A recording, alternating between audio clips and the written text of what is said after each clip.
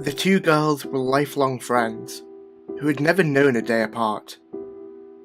Folks said they were sort of an odd couple, with Sylvia being shy and a little awkward and leaning towards sensitive, whereas Julie was boisterous and a bit on the crass side. Sylvia lived across the street from Julie. When they weren't staying over at one another's houses, they would climb out the window onto their porch roofs at night and talk to each other on Julie's brother's walkie-talkies he'd given them when he was drafted to go and fight in Korea. It was a war he wouldn't return from. He died in the Chosen Valley, and Julie was devastated. So devastated that she simply decided not to believe in God anymore. She could not believe that a compassionate God would let her brother die in such a way. The winter had been long for the lively girl, but she seemed to be getting better when the spring came, and then even more so in June, when it came close to her birthday. Sylvia was excited because she was planning to buy her friend the one thing she knew she really wanted: a brownie camera. A brownie Hawkeye camera, to be precise. She had gone to the local Snapshot and asked the owner, Mr. Adkins, about it. The camera was $5 and the flash was $7. $12 was a lot for her, but she had it. Mr. Adkins threw in a bonus when she told him who it was for and added a case and a couple of boxes of flashes at no extra charge. He patiently showed her how to load it and how to read the instructions so she could show Julie. He watched as she pulled out her little purse and counted out all her babysitting and Christmas money she had saved. Sylvia then stopped at the dime store and bought a box, paper and bow to wrap it in. Sylvia had confided in Julie's mum and told her what she was getting her, and Julie's mum bought her several rolls of film to go with it. The birthday party was a success, and Julie was over the moon with her camera. She was so excited, Sylvia had to load her camera for her, and she took a couple of rolls. That first attempt was a little blurry when she had the pictures developed. Eventually, however, she got the hang of it and managed to get some good shots at the cookouts, neighbourhood parties, and sleepovers they attended. This newfound hobby came at the perfect time as camp was just around the corner. They had been going to camp every year since they were 9 years old. The camp, called Camp Pocahontas, was in the centre of the state. A couple of miles away was the boys' camp. Every Saturday night, they would have a sock hop, watch movies and eat pizza in the big screened-in pavilion where the girls would also do crafts on rainy days. The girls were always in the same cabin, and they had made some long-time friends that usually ended up staying with them. The last week of June, they were all packed with clothes, bed stuff and pillows, and of course, Julie brought her beloved camera. With her allowance, she had bought extra rolls of film and flashes. Julie's mum and dad drove them out, but Sylvia's mum and dad would collect them and bring them back. By the time they arrived at the camp, after the 3-hour drive, it was barely controlled chaos.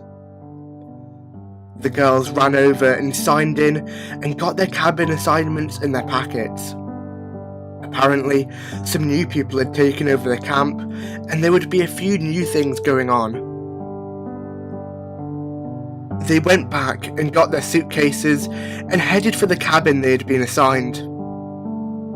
Inside the cabin, there were 6 twin beds along the walls and a small table. There were lights on the walls above each bed so the girls could read at night. They shared a large bathhouse with another cabin.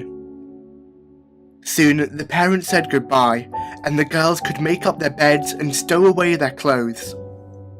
Melissa, a new girl in their cabin, was already very homesick, and the other girls were trying hard to convince her camp was really fun and she would get used to it. They promised camp had great activities and that she would find something she liked. Julie was looking at the new schedule and frowning. "Yuck, they are making us go to Sunday school," said Julie. "Don't you go to church?" asked Christy, a girl they had known for 2 or 3 years. "Not anymore. You know, like when you get too old for Santa Claus. I don't believe in God and heaven and all that," she said, shrugging. The next morning after breakfast, she went to see Mr. Simon, the new campmaster, to be let off attending Sunday school. He wasn't happy with her just being on the camp unattended, so she offered to help with the clean-up in the dining hall after breakfast while everyone else went to services. He agreed, and she bounded away to catch up with Sylvia, who was headed to the archery range to show off her new bow and arrows she had gotten for Christmas. Sunday morning came, and the girls got up and dressed, made their beds, and headed out for breakfast. Afterwards, the girls all went to the big lodge for Sunday school, and Julie stayed behind and helped clean up. She wiped down tables, swept and mopped, while the cooks went to work preparing the lunch. After services, Sylvia and Julie met up and went back to the cabin so Julie could get her camera. She wanted to see if she could get some nature shots on the hiking trail. They got the camera and headed for the marked hiking trail. They talked and laughed about the time they got lost because they had wandered off the trail and got caught in the rain. Julie got some nice shots of some squirrels and a few ducks and a red cardinal. They turned around and began to walk back. Sylvia then breached the topic of church. "Do you really not believe in God?" asked Sylvia. "Nope. Tommy was a good boy and a good brother. If there was a God, he would have made sure he came home, but he didn't. Tommy isn't floating around in the clouds wearing a white robe playing harp," said Julie. "But God is real," said Sylvia. "He might be real for you, but not for me. Not anymore," said Julie. "If he was real, I could see him. And if I saw him, I would ask him why he took Tommy. We ain't supposed to question God, Julie. It ain't right," said Sylvia, reproving her. "Well, I'll just take his picture then." And with that, she took a picture of the sky. "If he's on this picture, I'll believe. But I'm telling you now, this picture won't show nothing but a sky and some clouds." The first week was filled with all sorts of activities. They swam, canoed, and had marshmallow roasts. They also had Wednesday movie night in the big lodge, where they showed Robin Hood, and all the girls fell in love with Errol Flynn. Funnily enough, more girls showed up at the archery range the next day. Friday was rainy and wet, and they spent the day working on crafts in the screened-in pavilion. Saturday was sunny, and some of the girls decided to go swimming and play water polo.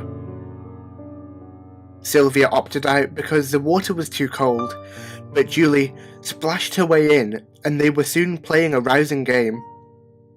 Meanwhile, Sylvia watched from the pier with Sherry, one of the counsellors.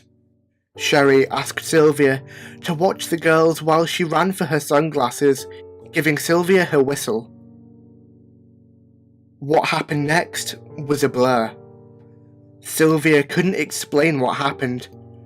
1 minute, everyone was playing, then the ball went outside the safety rope, and Julie was swimming out to get it, and suddenly she went under, coming up once to scream she had a cramp before going back down again. Sylvia blew the whistle, and the counsellor came running and dived off the pier. It took a long time to find her in the murky water, but the counsellor eventually dragged her out and began to perform CPR. The ambulance came not too long after, and they attempted the same.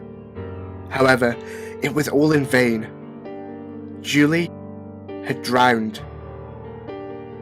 Everyone called home and packed up and waited for their parents to come and get them. The campmasters assured everyone they would send them refunds. Sylvia packed up Julie's stuff first and then her own. The next day, her parents came to get her and they brought Julie's stuff with them. The last thing Sylvia packed was a camera and some rolls of film that she needed to develop. The funeral was well attended. All her friends from camp had been there.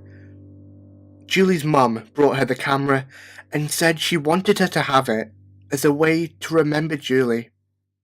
With the camera were rolls of film she dropped off one day in late August at the drugstore. In September, Sylvia and her mum went school shopping and she got a pair of saddle shoes, a few skirts, a blouse and some sweaters. They stopped at Franklin's and had lunch, as was part of their ritual, and Sylvia picked at her food. "Mum, I have to pick up some pictures I dropped off at the drugstore." "Do you have the money?" her mother asked. "Yeah, it's just $1 roll," she said. "Okay, well, I'll go and have your new watch band put on at Crown Jewelers," said her mum.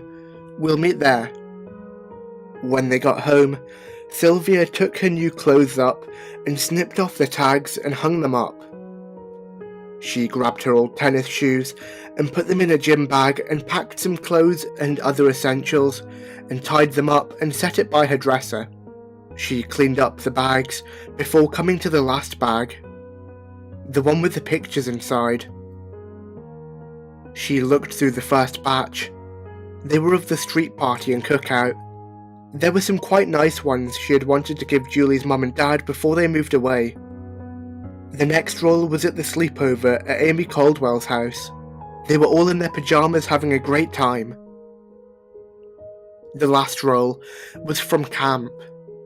The nature pictures came out quite well, but it was the last picture that made Sylvia cover her mouth to stifle a scream. The picture was of a clouded sky on a summer's day. Between the clouds, she could barely make out the image of a man with long hair and a beard. It was a picture of God.